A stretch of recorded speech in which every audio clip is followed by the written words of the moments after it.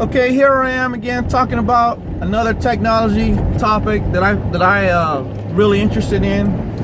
We're going to talk about America's first offshore wind farm that recently was completed and is coming online, and is located 3 miles off the coast of Block Island in the state of Rhode Island. It was built by a company called Deepwater Wind, and they installed 5 turbines that have a capability of producing up to 6 megawatts of energy apiece, which, grand total of 30 megawatts for the entire project when it comes fully operational. And for something that is fairly commonplace in Europe, this is the first one in the United States, and it's kind of interesting on why us here in the United States have such a hard time moving on and really grasping some of these concepts. We need more of this type of energy generation. I'm a real big fan of wind myself, and with the current state of technology, I even think now that wind is probably a few steps above solar right now, just because of the amount of electrical capacity that they have. They could just generate so much electricity. Now granted, these systems are a lot more expensive than solar panels, but their capacity, their output is just there. And this island with these 5 turbines, they're gonna get all of their electricity from this. And if I remember right, Rock Island had, if not the highest cost, one of the top highest costs of electricity in all of the United States.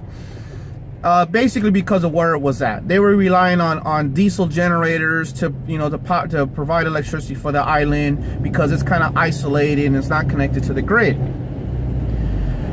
So this, for them, the community apparently supported it very well. They were all for it, and they really didn't have some of the issues of some of the other projects that were on the East Coast that have been already killed off, because a lot of people are like, no, their main thing is, I don't want to see it. It's gonna ruin my view. I don't want it in my backyard.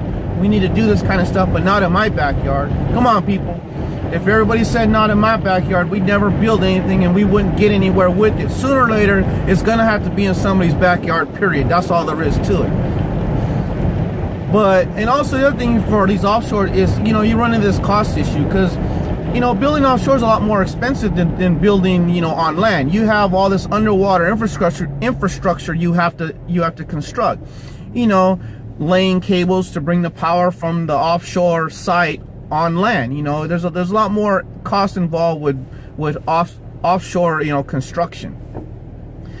And that's not something that, to just, look past easily and consider to be a no-brainer. That really needs to be dealt with. But again, what you come into is the economy of scale thing again. Yes, in the beginning, for the first 2 or 3 projects, this stuff is going to be, really expensive. But as time goes on and we get better at it, develop new technologies and better methods of doing these kind of projects, they'll become cheaper. And one of the main things, in my opinion, that needs to change with this is, these turbines were built in Europe. They weren't built here in the United States. They were built in Europe and brought over here and then installed.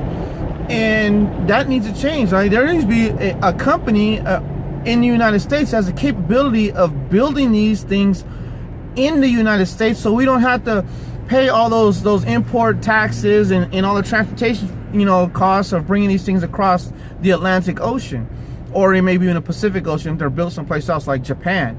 I'm pretty sure Germany or the Netherlands are probably the main 2 areas that build these types of devices, these wind generators. But that needs to change. Somebody in the United States a company in the United States needs to start get on the horse, really, get involved with developing this type of technology.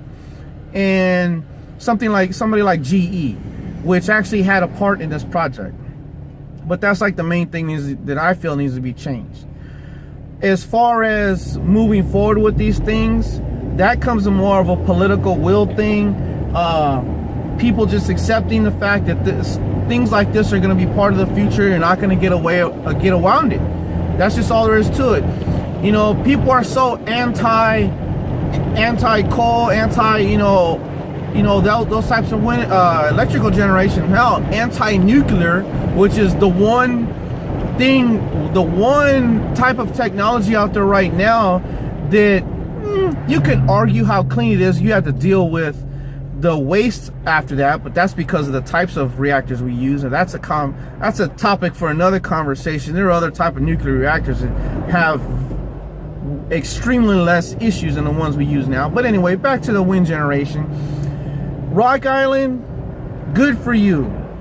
You know, it's a good thing that the people of residents of Rock Island got together and let their government entities know that, hey, we want this, we need this, bring it on, let's do it. Let's show the rest of the United States what this is all about.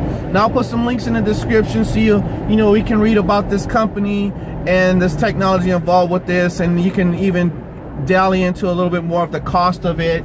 And that's a little bit out of the scope if I want to talk to here, because I'm just trying to give an overview of what's going on.